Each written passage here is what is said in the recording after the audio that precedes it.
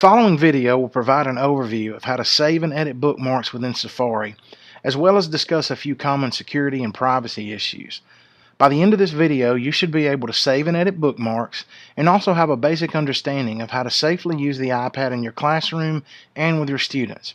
You may want to hold your iPad while viewing the video on a computer so that you can practice using Safari as you follow along.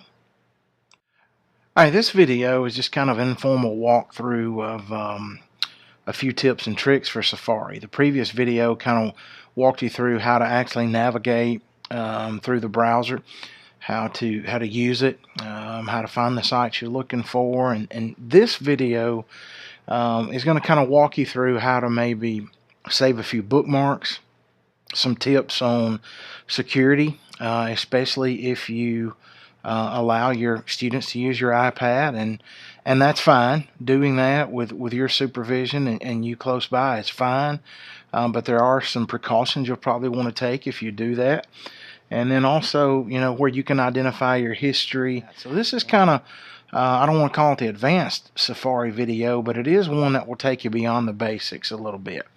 So first things first, let's go into our Safari application.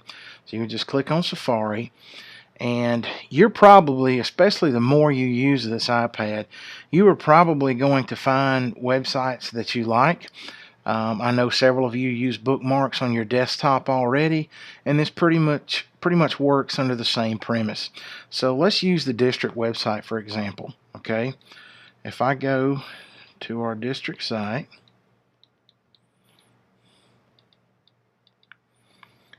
I realize that I'm probably going to access that site pretty often. So instead of having to type that in my address bar every time, if I want to create a bookmark, I'm going to go in the top left corner of the screen here at the icon that looks like an open book. And you'll see it kind of change colors when I tap on it. It's going to be in the top left corner. You would select on that, and it's going to pull up your bookmarks. Okay, and I've got several saved there from over time, and you got a couple of options here. Okay, you can create a folder here. You can simply bookmark this to where it'll be in a long-running list, and that's kind of up to you. So let's actually do this both ways. Okay, I'm going to hit the Edit tab in the right hand side of my Bookmarks menu here, and at that point it's going to allow me to create a new folder. In the top left corner you'll see where the new folder button is. I will select the new folder. I will title my new folder, and I'm just going to call it PCSD Resources. And I can also select under here where I want that folder to be. If I want it in the main menu, or if I want it to be within another folder, I can choose that. So I could select Bookmarks, and if I wanted to stick that on the bar where it pops up in my browser or under News, I could. That's totally up to you. I'm probably going to just put my folder there in the main Bookmarks window, and once I get through with that, I don't have to hit save or anything. I just hit the back arrow. I hit my Bookmarks arrow in that top left corner by the words Edit Folder. And when I go back, you will see at the top that PCSD Resources folder has been created. I can hit Done if I'm through. What happens here, though, if you see the red minus signs on the left, and you see the little 3 bars on the right, that means that I can move these bookmarks and folders up and down and kind of organize them. For instance, if I grab on the PCSD Resources one, you see how I could move that up and down. You want to touch over on the right hand side on top of the 3 little bars. If you try to touch somewhere in the middle, it will not work. But if you touch that, you can kind of arrange, or if you hit the red minus sign, you would actually delete it. Okay, so if I hit Done, my PCSD Resources tab is created. Okay, so I would simply go back and click on my little open book icon to get rid of the bookmark menu there. Now I'm ready to bookmark my page. Okay, right next to the address bar there is an arrow within a window that points to the right. If I select on that, it's going to pull up a number of options. And let me go ahead and just pause here and mention some of these. If I wanted to email this link to someone, I could. If I wanted to send it through messages, if I have iMessage turned on, and I'm also an iPhone user or whatever. I could do it that way. I could tweet it. I could put it on Facebook. I could add it to my home screen. If I wanted a button on my home screen that worked as a link, that's where I would do that. All right. You can print it if you have a wireless printer, and that's mostly going to happen at home. If we get word on that ever happening within the district, we'll keep you posted. And of course, you can copy it so you can paste it later. And then there's the bookmark option at the very bottom. Okay. If I select bookmark, at that point, it's going to take me back to my bookmark options there. And then now I can kind of decide where I want to store this and where I want to organize this. So I want to go and select the bookmarks option and put this within the PCSD resources tab. Okay, let me back up and show you that. All right, I hit my arrow beside my address bar. I select bookmark, and then I go down here to where it says bookmarks, and I want to put it in my PCSD resources. Then I simply hit save, and that is now available in my bookmarks. I could go here, hit my open book icon, go to PCSD resources, and there's my web page. So it's a pretty simple process that a lot of you will be able to figure out rather quickly, but there it is in detail if you want to go back in and see how to do these bookmarks appropriately. All right. Another option or another feature that I would like to talk to you about is security. Okay. With the iPad, a lot of the apps you will log into. For instance, you may have Pinterest on your iPad or Learnist or Prezi. Some of these apps that it's fine to stay logged into until your students start using the iPad. Now, it depends on how well you trust the student. It depends on the age group you're working with. But I would advise that if you're letting your students use your iPad, which is fine, you need to be careful and probably log out of the apps that have personal information. For instance, you might not want to leave the Learnist application. You might not want to stay logged into it, and then your student get it and start making posts as you, if that makes sense. Like you can see here where I am not logged in when I open up the Learnist app. All right, so I would just simply go to log in, and I would enter my login information there. All right, and I'll go ahead and do this. And of course, it'll be blurred out on your video, but it will be me logging in.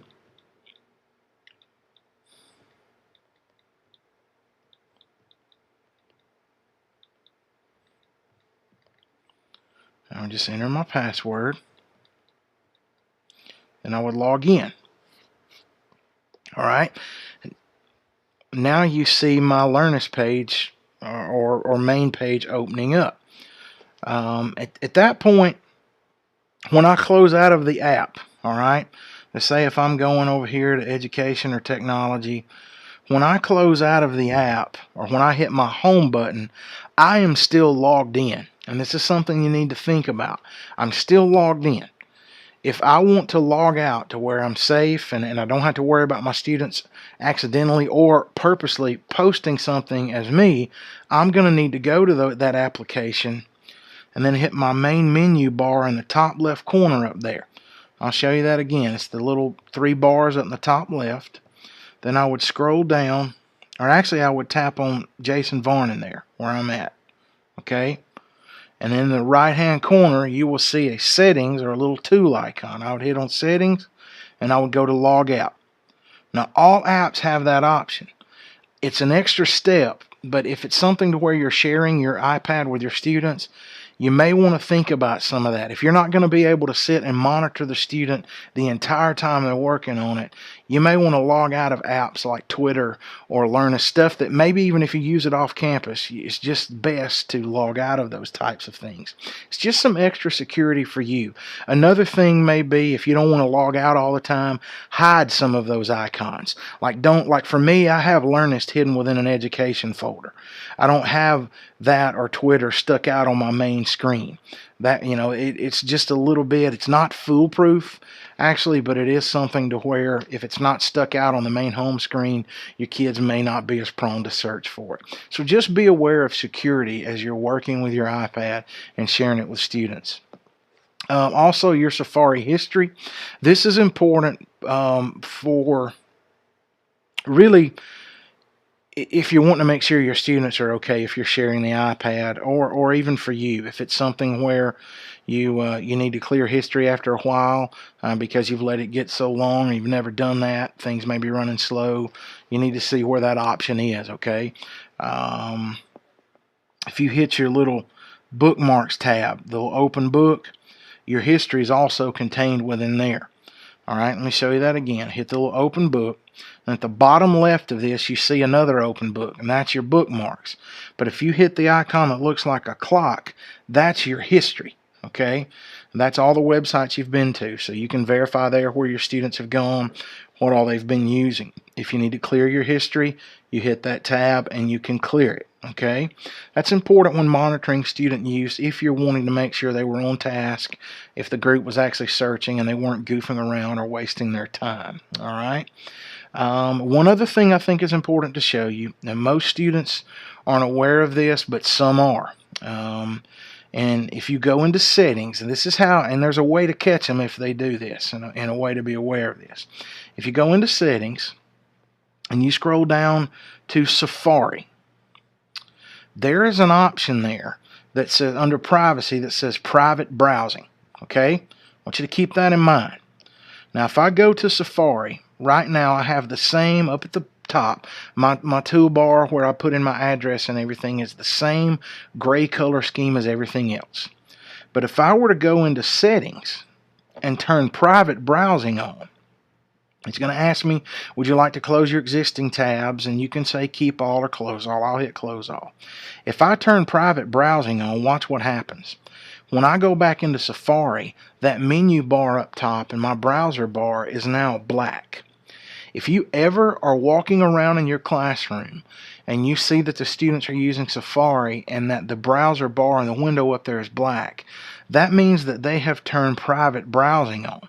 And what's going to happen with private browsing is that it's going to prevent a record of the history from showing up, okay?